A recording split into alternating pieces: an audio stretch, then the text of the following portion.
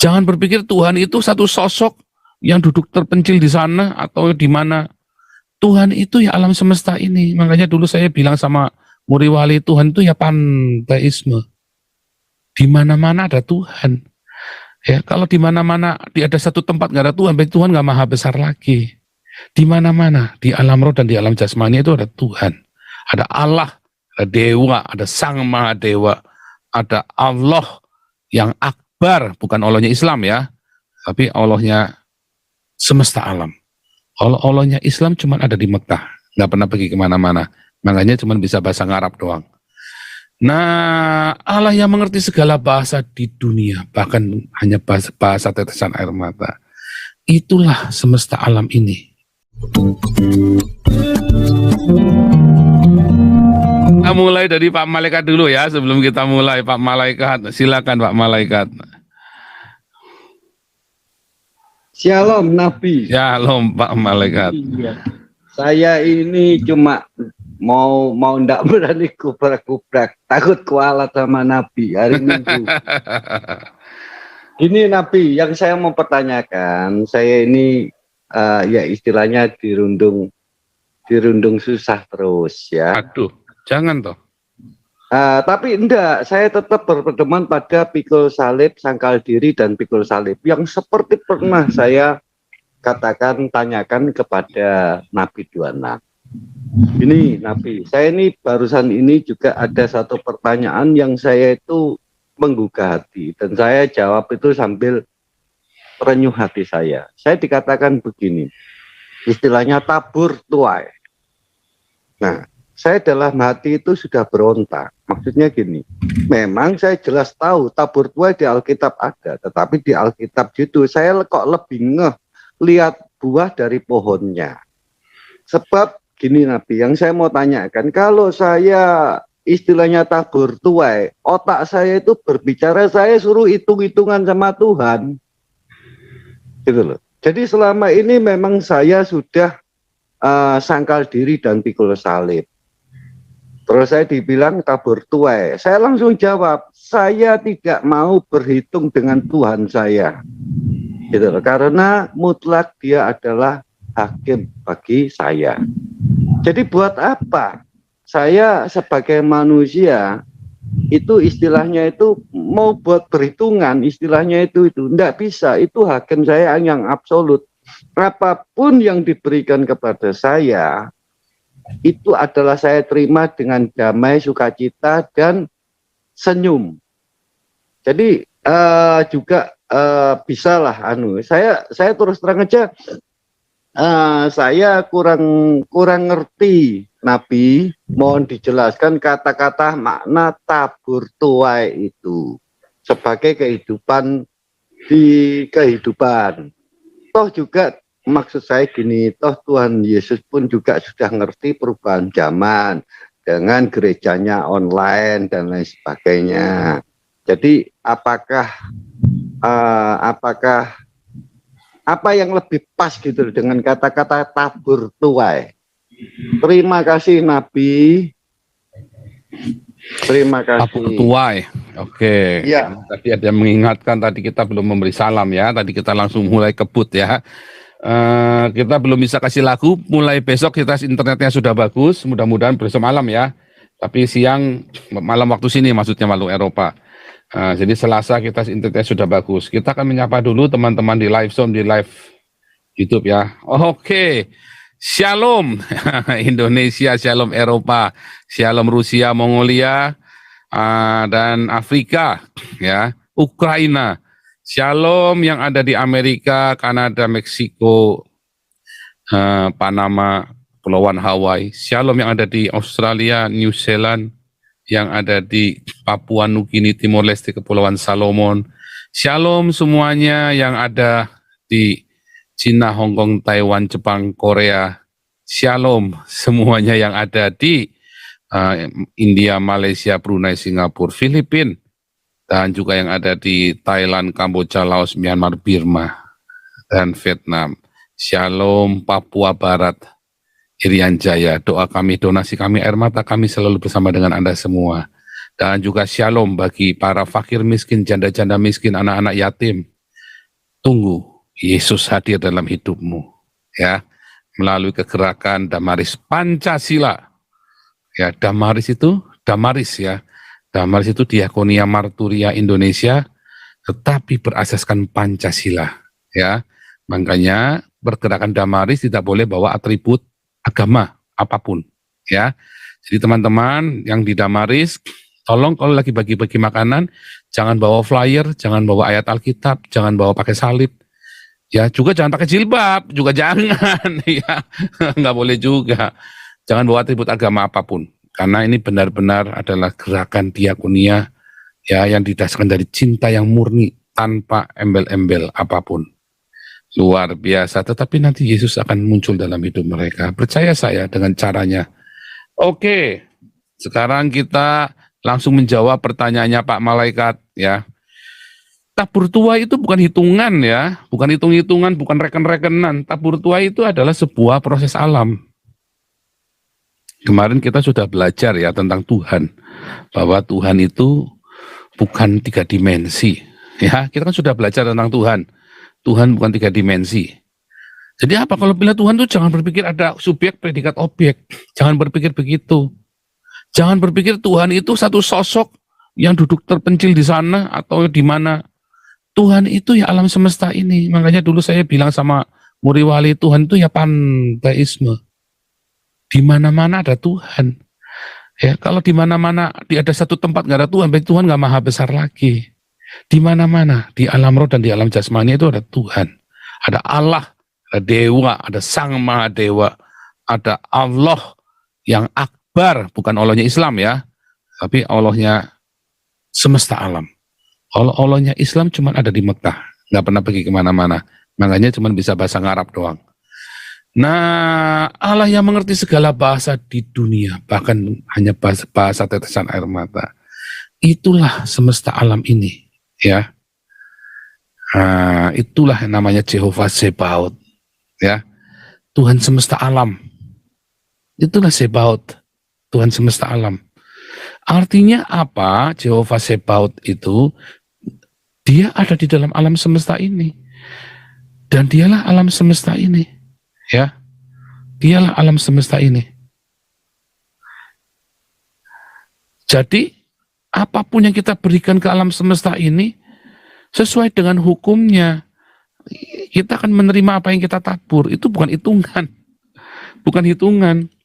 Ya, tapi cinta. Buktinya apa? Anda nabur satu padi, keluarnya ratusan kok. Apakah itu hitungan? Bukan loh. Anda nabur cuma satu bulir padi, keluarnya bisa ratusan loh satu rumpun. Itu nggak berhitung. Bisa 100 bulir, bisa cuma 2 bulir, bisa 50 bulir dalam satu rumpun. Bagaimana cara ngitungnya? Nggak bisa dihitung. Anda tabur satu biji mangga, ya kan? Anda kan tuai ratusan buah mangga. Tapi kadang-kadang bisa nggak menuai juga. Nah, jadi apa? Itu maksudnya adalah semesta ini nggak bisa dibohongin. Kalau Anda tabur cinta, Anda akan menuai cinta.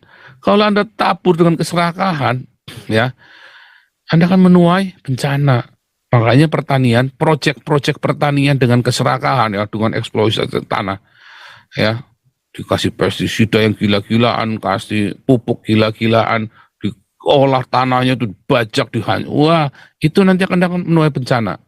Ya, makanya banyak sekarang back to nature, ya, pertanian organik. Organic farming ini tidak selalu tanpa kimia, dengan kimia, karena pada kenyataannya, ya, tumbuh-tumbuhan itu menyerap unsur hara dari tanah, bukan organik loh yang diserap loh, tapi apa? Anorganik, kimia anorganik, ya. Jadi itu kenyataannya. Jadi memang kimia anorganik. Ya, mau itu berasal dari organik maupun sama saja. Pokoknya itu yang diserap oleh tanaman itu adalah anorganik. Kemudian tanamannya mengubah sistem metabolisme tanaman, mengubah yang anorganik ini jadi organik. Namun pemberian yang anorganik ini tidak boleh melebihi kapasitas alam. Ada namanya homeostatis. Oh, saya pakai istilah-istilah yang sulit ya. Sorry ya. Nah, Tetapi ya, ketika manusia mengelolanya dengan keserakahan, ya dunianya kan habis. Wah, capek lelah. Kemudian akhirnya dia apa? Muntah. Yang dimuntahkan itu bencana. Misalnya nih, suatu ketika terjadi wabah penyakit tanaman sampai gagal semua. Wabah hama, tikus, wabah apa, pokoknya penyakit yang nggak karu-karuan. Sehingga gagal panen. Tiba-tiba terjadi kemarau panjang. Karena apa? Karena dieksploitasi semua. Semua itu adalah aksi reaksi tabur tuai. Nah, jadi kita nggak bisa menipu. Ya. Kita bisa mensiasati alam, tapi itu hanya menunda bencana. Termasuk corona ini. Corona ini adalah salah satu bentuk batas homeostatik. Homeostatik itu adalah kemampuan alam semesta untuk mempertahankan ekosistemnya seperti itu. Mentok. Harus ada yang mati, tereliminir. Harus ada yang mati karena alam sudah nggak mampu. Kenapa nggak mampu? Karena keserakan manusia sendiri. Ya, alam nggak mampu menampung keserakaan manusia itu. Muntahin. Nah, tapi apakah Allah yang penuh cinta itu dikasih kesempatan lagi? Kalau enggak sudah selesai. Dikasih kesempatan lagi, masih. Makanya diberikanlah Yesus anaknya. Makanya tugasnya kita memberitakan Injil kepada segala makhluk. Bukan cuma manusia saja. Kabar baik, Injil itu kan kabar baik. Diberitakan bukan hanya kepada manusia loh, tapi kepada hewan dan tumbuhan, kepada alam semesta ini. Ya. Itu yang terjadi, ya. Itu yang terjadi. Alam semesta yang luar biasa ini, kalau Anda mengelolanya dengan keserakahan, nah masalahnya kan ada dosa sistem. Dosanya orang lain kita yang nanggung. Ya kan? Misalnya orang kentut, dia yang bikin salah, kita yang suruh nanggung menderita kan, bawa kentutnya dia kan, kurang ajar kan. Kan dosa orang lain kita yang nanggung kan. Dia yang mules, kita yang kebauan. Nah itu dosa sistem. Gimana kita hidup dalam sistem manusia, tetapi orang-orang ini akan saling tuai menuai. Itu nanti akan dipertanggungjawabkan di akhir zaman. Karena ada dosa sistem dan orang itu akan gara-gara satu orang terlambat bangun ya, atau satu orang itu nerobot lampu merah. Nanti dosa sistem itu ujungnya nanti ya, ada yang sampai mati, ada yang sampai apa segala macam, ada yang sampai macam-macam dan bisa kematian yang beruntun gara-gara satu orang langgar lampu merah. Padahal waktu dia langgar lampu merah nggak ada yang mati loh, cuman orang semua stuck aja kecelakaan tapi nggak ada yang mati. Tetapi yang mati tiba-tiba urunutan rangkaian peristiwa itu tadi yang tidak terpahami oleh pikiran manusia tapi dipahami oleh Allah. Nah itu dosa sistem dan kita nggak bisa. Tapi bagaimana dengan penderitaan kita? Apakah penderitaan kita adalah sebuah penderitaan kayak tadi? Di tangan orang-orang yang tidak penuh cinta, maka semua keterbatasan adalah penderitaan. Kutuk. Semua keterbatasan adalah kutuk. Tapi di tangan orang-orang yang penuh cinta, semua keterbatasan adalah kesempatan untuk menyatakan cinta kita. Menyatakan kuasa Allah dinyatakan dalam hidup manusia. Jadi jangan menggunakan kelemahan atau penderitaan seakan-akan kita ini salah. Kalau kita penuh cinta, kita melihat penderitaan itu dengan cinta loh, beda loh. Ya, Anda kan melihat penderitaan dengan cinta, beda. Paradigmanya beda. Paradigma tentang penderitaan itu ya beda. Ketika kita melihat keluarga yang sakit, wah itu kutuk, wah itu bagi orang-orang yang hidupnya tidak ada cinta. Tapi bagi orang yang penuh cinta, wah ini kesempatan saya untuk menyatakan cinta saya kepada orang ini. Banyak orang yang sehat tapi dia tidak mengalami kasih, hatinya menderita. Banyak orang yang sakit dan hidupnya melimpah dengan cinta. Saya kerja di sebuah panti tempat orang-orang Down syndrome, orang-orang yang cacat, orang-orang yang berjalan aja goyang getar semua, jalan getar semua gitu ya. Kalau jalan getar semua, kalau ngomong sepatah-sepatah. Tapi orang ini dikelilingi dengan cinta yang melimpah, yayasan tempat saya bekerja ini. Benar-benar ya, cinta yang melimpah ya.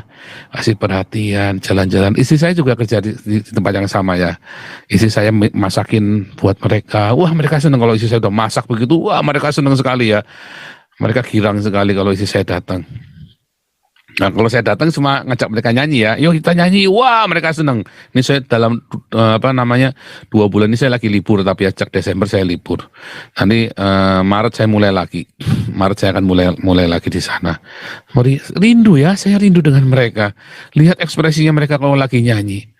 Wah mereka girang sekali, hidup itu rasanya tanpa masalah.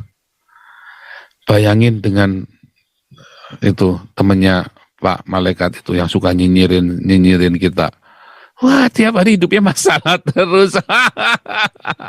Kalau kita hidupnya penuh dengan cinta, hidupnya penuh dengan kebahagiaan. Anak-anak idiot Down syndrome ini hidupnya bahagia sekali. Tiap hari, hai Paul, hai Paul, hai Paul. Dia melambai-lambai kalau dia datang itu kan. Ya, terus mereka nyanyi. Wah, seneng udah mereka nyanyi. Rasanya hidup gak ada masalah itu loh. Buat dia itu hidup gak ada masalah. Masalah dia cuma satu, dia nanya, apakah di surga ada toilet? Karena dia kemana-mana bawa kantung yang buat kencing itu loh.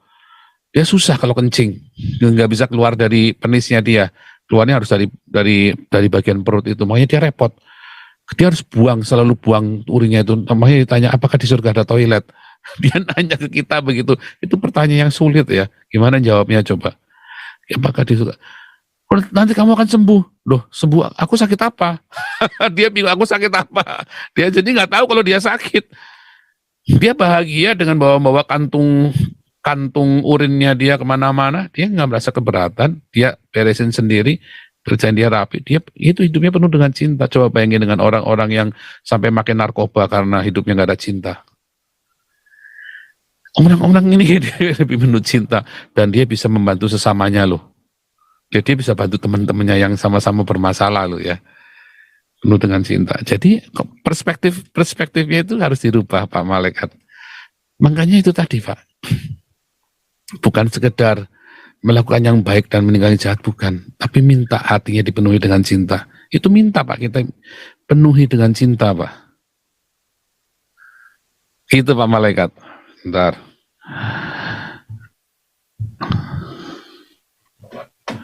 Oke, sorry. Iya. Itu ya. Iya. Saya juga sukacita. Saya tetap tidak anggap. Jadi saya jawab, saya tidak mau berhitung dengan Tuhan saya. Karena mungkin dia tahu saya akan aktif dalam diakonia. Malah saya bilang, saya merendahkan. Saya diakonia sejak zaman corona, COVID dan lain sebagainya. Saya bilang bahwa saya cuma begitu saja kok. Saya bilang saya cuma jalan, saya cuma mengandalkan Tuhan saya. Waktu itu kan menggebu-gebu, tahun lalu kan menggebu-gebu. Saya bilang, saya jalani dengan ikhlas. Jadi saya bilang, saya punya itu rendah diri, pikul salib. Itu saya itu. Soal tabur tua ya, jujur dia ngomong tabur tua itu seolah-olah nyukurno gitu, Nabi. Tapi saya jawab pada waktu itu ya, dengan senyum, saya nggak mau berhitung dengan Tuhan saya. Ya. Tabur tua itu bukan seakan-akan ini apapun yang hari ini kita punya ya Pak, yang kita miliki hari ini. Kita kadang miskin, kita lagi sakit, kita lagi ada ini. Jangan selalu berpikir, oh saya menuai yang jahat karena dulu saya bikin jahat. Oh belum tentu juga, nggak begitu. Sistem tabur tua itu tidak sesimpel yang kita pikirkan. Ada runutannya semua. Kalau kita nabur satu padi ya, keluar bisa 100 bulir. Bagaimana cara prosesnya? Oh itu saya belajarnya 4 tahun Pak. Saya belajarnya 4 tahun bagaimana satu bulir padi bisa jadi ratusan. Dan bagaimana satu bulir padi itu jadinya ratusan dan baunya vanila. Ya kan? Ada yang bau vanila, bisa bau durian, ada loh bau durian. Kenapa bisa begitu ya? Nah, rekayasa genetik. Dan bagaimana ini prosesnya? Dan ada C4, ada CAM, itu kan ada proses fisiologi yang bahkan rumit sekali di dalamnya. Jadi kita nggak ngerti Pak. Kalau kita berpikirnya simpel, pokoknya penuh hidup kita dengan cinta. Nanti kita akan menuai cinta. Pernah orang buta dibawa ke Yesus kan, guru, kalau ngeliat orang buta ini, siapakah yang salah? Dosa siapa? Dosanya dia apa dosa orang tuanya? Oh, bukan dosa siapa-siapa, tetapi supaya kuasa Tuhan dinyatakan, nama Tuhan dipermuliakan. Apakah selalu melalui dengan mujizat? Tidak loh. Ya, apa sih gunanya mujizat? Ya, apa sih gunanya mujizat? Ketika cinta itu melimpah, mujizat itu sudah ada di sana, ya kan? Ketika cinta itu melimpah, mujizat ada di sana. Jangan takut. Nikmati dengan ucapan syukur, semua bahagia. Nabi, saya baru ngeh itu dengan satu biji menjadi puluhan, ratusan. Ya itu betul. Saya baru ngeh, berarti kata-kata tabur tuai bukan seperti itu. Satu biji bisa menjadi puluhan ribu, ratusan. Ya berarti ya itu saya baru ngeh, dan nanti saya jawab. Gitu. Berarti kamu cinta Tuhan, kamu mengikuti Tuhan itu kamu ada maunya. Maksudnya gitu. Iya. Kalau itulah filio, bukan agape. Nah, ya, itulah filio. Makanya Petrus ditanya sama Tuhan Yesus, Petrus, kamu agape sama aku? Petrus jawabnya, Tuhan, aku ini cuma filio sama kamu. 2 kali ditanyain, Petrus, kamu ini agape sama aku? Tuhan, aku ini filio sama kamu. Yang ketiga ditanya, Petrus kamu filio sama aku? Nangis Petrusnya kan, sedih banget. Iya Tuhan kan tahu aku ini cuma filio. Aku ini ikut kamu karena aku mau numpang tenar. Begitu kamu disalib, kamu kelihatan tak berdaya, aku ketakutan Tuhan, aku lari. Iya kan? Tuhan tahu sebatas. Muridnya Gilbert kan tabur tuai. Iya, makanya kan Petrus bilang, Tuhan kan tahu kualitas cintaku ternyata hanya sampai filio saja. Jangan tanya aku agape, belum sanggup aku Tuhan. Belum sanggup, makanya kita mau belajar agape dari Tuhan ya. Dialah yang menyatakan Allah. Yesus ini kan, Yesus ini yang menyatakan siapakah Allah. Yesus ini yang mengeksegesa apa? Menafsirkan, yang mewujudkan, yang menyatakan Allah kepada kita manusia. Allah yang enggak seorang pun pernah mengerti, pernah melihat. Bahkan Buddha, Siddhartha Gautama pun enggak pernah, tidak bisa menjabarkan Allah itu seperti apa. Ya. Tapi Yesus menunjukkan nih loh, aku korbankan harga diriku, nyawaku, kehidupanku, semua aku korbankan. Sekalipun kamu menolaknya, tetap tak kasih, tetap tak tawarkan. Sekalipun aku ditolak, ya kan? Banyak orang mau jadi pahlawan bagi Indonesia kan, mau rela mati, tapi begitu ideologinya berubah, marah dia, langsung berontak. Ya kan? Nah itu namanya bukan cinta, itu pamrih. Ya kan? Ada pamrihnya, cintanya buat Indonesia ada pamrihnya, ya kudu nurutin yang dia idealisasikan. Tapi kalau korban yang tanpa pamrih itu benar-benar ya sekalipun ya udah, aku berikan apapun tanpa pamrih. Ya. Soekarno hampir melakukannya ya, hampir. Ya, ketika Soeharto mau merebut kekuasaannya dari Soekarno, Soekarno bilang kalau kita perang sesama kita nanti nggak kelar-kelar, mendingan aku ngalah, ambil. Sekalipun dia yang harus menderita, nggak apa-apa, ambil. Nah itu sudah salah satu contoh ya. Gus Dur sudah melakukan, kalau Gus Dur sudah melakukannya ya, sekalipun kehilangan harga diriku dan jabatanku, aku dihina, toh nanti orang nanti ngerti, dia punya iman, toh nanti orang mengerti siapa yang benar, siapa yang salah. Nah, makanya saya bilang Gus Dur itu santo, ya orang suci. Luar biasa. Oke lanjut ya, Pak Victor Mandayo. Terima kasih pencerahannya, Nabi. Ya, shalom.